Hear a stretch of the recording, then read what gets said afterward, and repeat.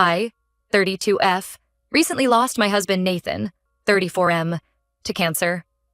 We were married for 5 years before he passed away last month. Nathan was diagnosed with stage 4 lung cancer just 6 months after our wedding. It was devastating, but Nathan fought bravely for as long as he could. Nathan and I met in college. We were both studying engineering and had several classes together. At first, we were just study buddies, but over time our friendship blossomed into something more. Nathan was always the life of the party, quick with the joke and always ready for an adventure.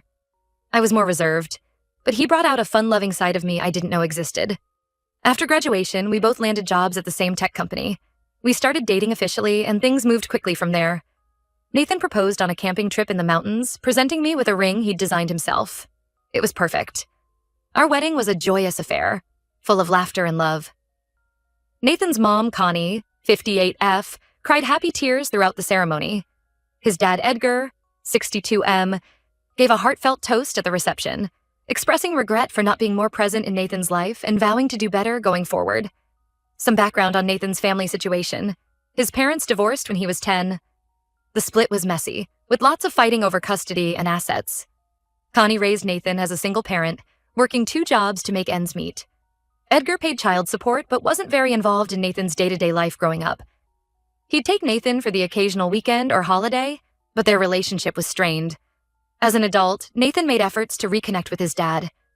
Things were starting to improve between them when Edgar announced he was getting remarried.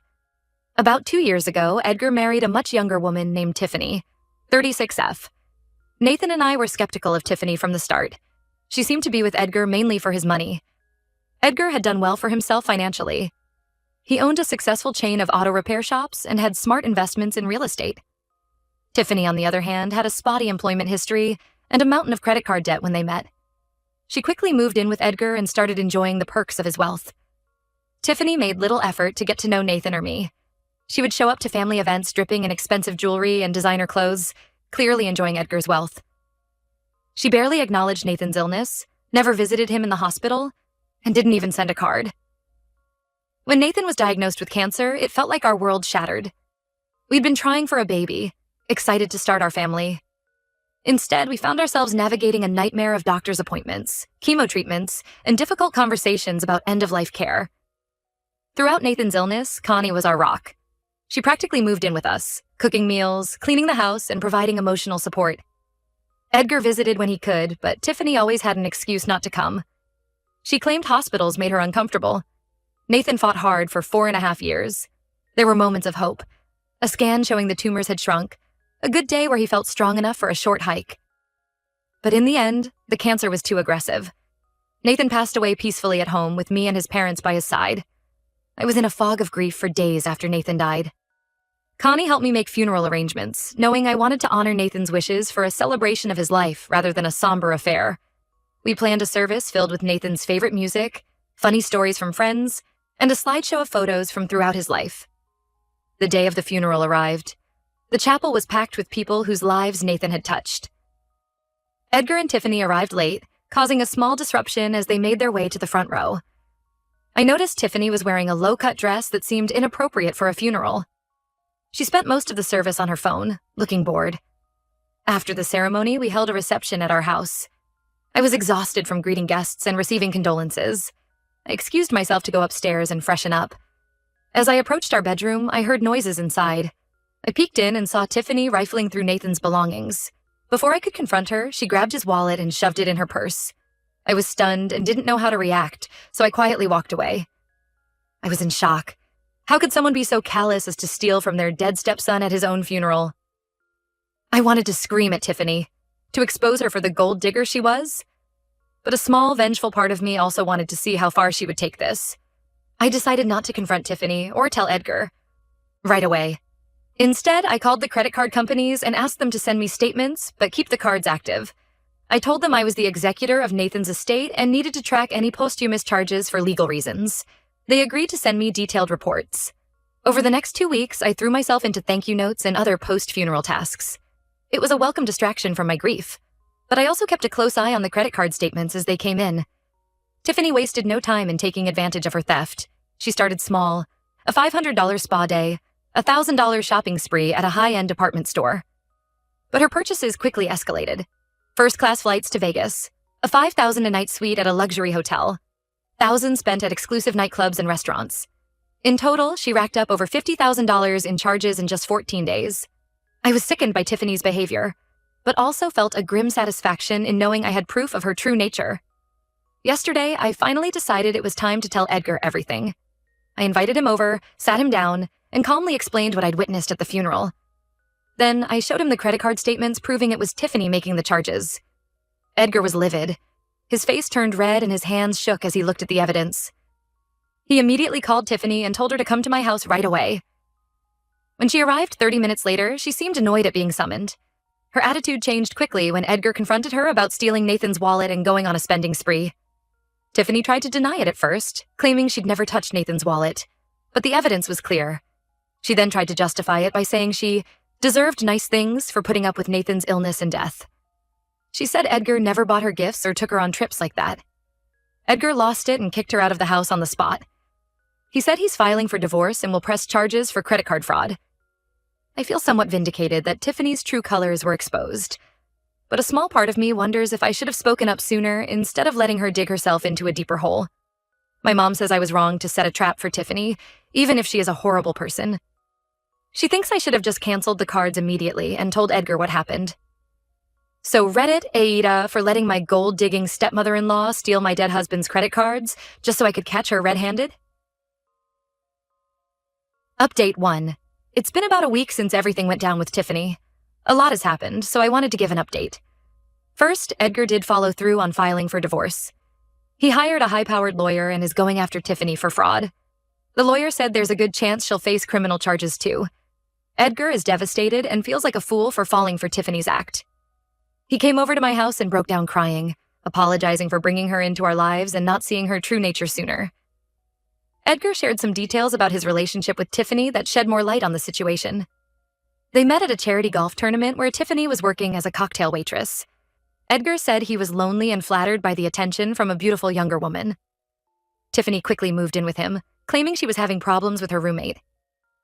Edgar now realizes she was probably just evading rent payments. Tiffany always had excuses for why she couldn't get a job.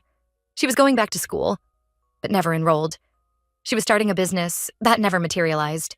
She had vague health issues that prevented her from working. Edgar admitted he ignored red flags because he enjoyed having arm candy and didn't want to be alone. I felt bad for Edgar as he shared all this. He's not a bad person, just lonely and naive when it comes to relationships. He said he wants to make amends for not being there for Nathan more when he was younger. We talked about setting up a scholarship in Nathan's name at his old high school. Meanwhile, Tiffany has been blowing up my phone with angry messages. She's calling me every name in the book and threatening to ruin my life for exposing her. She says I'm just jealous of her youth and beauty. I've blocked her number and am documenting everything in case I need a restraining order. What's most upsetting is that my mom is still taking Tiffany's side. She says what I did was entrapment and that two wrongs don't make a right.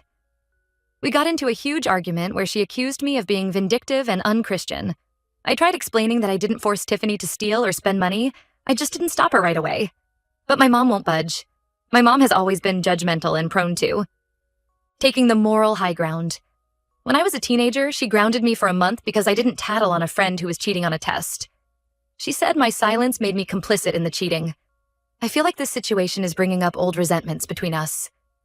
To make matters worse, my mom told my extended family her version of events. Now I'm getting judgmental messages from aunts and cousins saying I should be ashamed. Only my dad and sister are firmly on my side. It hurts to be villainized by my own family when I'm still grieving Nathan. I've been spending a lot of time with Connie, Nathan's mom. She's been a rock for me through all of this. She said she always had a bad feeling about Tiffany and is glad her true nature was exposed before she could do more damage. Connie reminded me that Nathan would be proud of me for standing up to Tiffany's behavior. Connie shared some stories about raising Nathan as a single mom. She worked as a nurse and often pulled double shifts to make ends meet. Nathan would help out by doing laundry and starting dinner. Connie said he was always thoughtful that way, even as a kid. It was nice to hear these glimpses into Nathan's childhood. Edgar asked me to give a statement to the police about what I witnessed at the funeral. I agreed, even though part of me is nervous about getting more involved. The detective I spoke to said my statement is crucial evidence. He also warned me that Tiffany will likely try to paint me as the villain, so I should be prepared. I'm trying to focus on honoring Nathan's memory rather than all this drama. I'm working on compiling photos and stories from his life to make a memorial book. It helps to remember the good times we had, even if they were cut too short. I found an old journal of his from college and have been reading through it. His humor and kindness shine through even in those early writings. There's still a long road ahead with the legal proceedings against Tiffany. I'm bracing myself for more drama and attacks on my character. But I keep reminding myself that exposing her behavior was the right thing to do, even if some people disagree with my methods. Update 2. Another week has gone by, and the situation with Tiffany has escalated even further. I'm still processing everything that's happened. Tiffany was arrested and charged with credit card fraud and theft. She's facing up to 15 years in prison if convicted on all counts. When she was released on bail, she immediately violated the no-contact order by showing up at my house. I was home alone when Tiffany started pounding on the door and screaming obscenities. She was clearly drunk or high. I could hear her slurring her words as she called me a home-wrecking bitch and threatened to make me pay. I called 911 and locked myself in the bedroom until police arrived. They arrested her again for violating bail. It was terrifying, and I'm still shaken up. The incident brought back memories of a scary situation from my past. In college, I had a stalker, a guy from one of my classes who became obsessed with me. He would show up outside my dorm and follow me around campus. It escalated to him breaking into my room one night. Luckily, my roommate came home and scared him off. We got a restraining order, but I was jumpy for months afterward. The situation with Tiffany is bringing up a lot of those old fears. Edgar feels horrible about what happened. He's paying for me to install a security system and offered to hire a bodyguard, but I declined. He's also covering all the legal fees related to the credit card fraud case. Edgar said he'll do whatever it takes to make this right. My relationship with my mom has completely fallen apart. She's still defending Tiffany and says I'm blowing things out of proportion.